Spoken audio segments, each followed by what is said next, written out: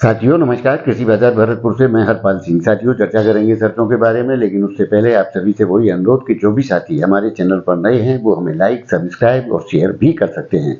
साथियों अनुमान के मुताबिक सरसों में स्टेबिलिटी यानी कि स्थिरता का दौर देखने को मिल रहा है। कोई बड़ी उठापटक सरसों में नहीं है। प्लांटों के जो कल भाव थे वही भाव आज भी यथावत स्थिति में बने हुए हैं, यानी कि प्लांटों के अंदर कोई भी परिवर्तन भावों में नहीं देखा जा रहा है। उसी प्रकार से साथियों कुछ मंडियों में मामूली नरमी के रुख देखे जा रहे हैं। जिस प्रकार से भरतपुर मंडी कल 5768 रुपए के भाव बोले गए थे, वो घट करके 5740 रुपए की स्थिति बोली जा रही है। साथियों बाकी स्थितियां मंडियों के अंदर यथावत है, यानी कि भावों में कोई बड़े परिवर्तन की स्थितियां देखने को नहीं मिल रही हैं। तो आगामी दौर के अंदर जो खाद्य तेलों का आयात हुआ था पिछले वर्ष के मुकाबले 74% पाम ऑयल का अधिक हुआ है। उसके दूसरे नंबर पर सन ऑयल और तीसरे नंबर पर सोयाबीन के आयातों में वृद्धि की स्थितियां दर्ज की गई हैं। साथियों जिसके चलते बाजारों में खाद्य तेलों में एक नरमी का रुख है, यानी कि जून माह में खपत भी वैसे खाद्य तेलों की कम हो जाती है, जिसके चलते भावों के अंदर एक स्टेबिलिटी का रुख देखा जा रहा है।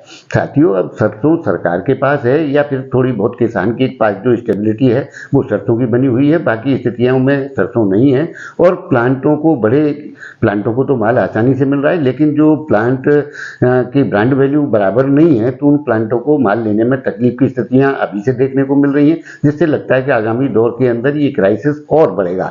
साथियों निश्चित रूप से सरसों की अराइवल 5.5 लाख बैग्स पर आकर के अटक गई हैं और आगामी दौर में इनके कोई बढ़ने की संभावनाएं कहीं से भी प्रतीत नहीं होती हैं।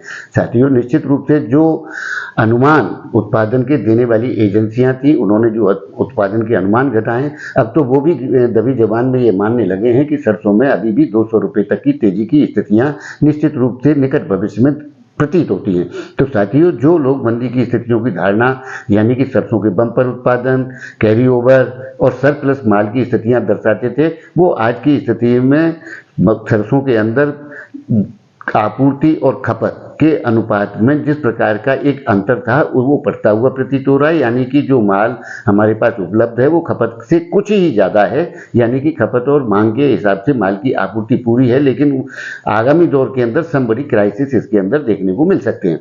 लेकिन साथियों जिस प्रकार से अराइवल हो रही है, जिस प्रकार से बाजारों में खामोशी का दौर चल रहा है और विदेशी मालों की जो भरमार मई माह में हुई उसके चलते जून माह जिस प्रकार से निकला है वो लगता है कि आगामी जुलाई माह के अंदर निश्चित रूप से अच्छी तेजियों के दौर देखने को मिलेंगे, क्योंकि उस समय तक सरकार की स्थितियां भी स्पष्ट हो जाएंगी, विदेशी बाजारों के हालात भी निश्चित रूप से स्पष्ट हो जाएंगे और मानसून की स्थितियां भी सामने आ जाएंगी। तो निश्चित रूप से ये तीनों जो कारक हैं साथियों आगामी दौर की तेजी के बड़े कारक हैं। इनमें जो भी परिवर्तन होंगे, जो भी असर होंगे, उसके अंतर या असर बाजारों में खाद्य तेलों में सरसों में देखने को मिलेंगे, क्योंकि हर वर्ष की भांति जो भी नुकसान, नफा या बिजाई के जो आंकड़े आते हैं उसके असर बाजारों में निश्चित रूप से देखने को मिलते हैं। तो उसका असर आगे मानी दौर के अंदर निश्चित रूप से खाद्य तेल और सरसों के अंदर देखने को मिल सकता है। साथियों ऐसी इसमें संभावना है। तो साथियों आपको हमारी जानकारियां कैसी लगती हैं हमें कमेंट करके जरूर बताएं।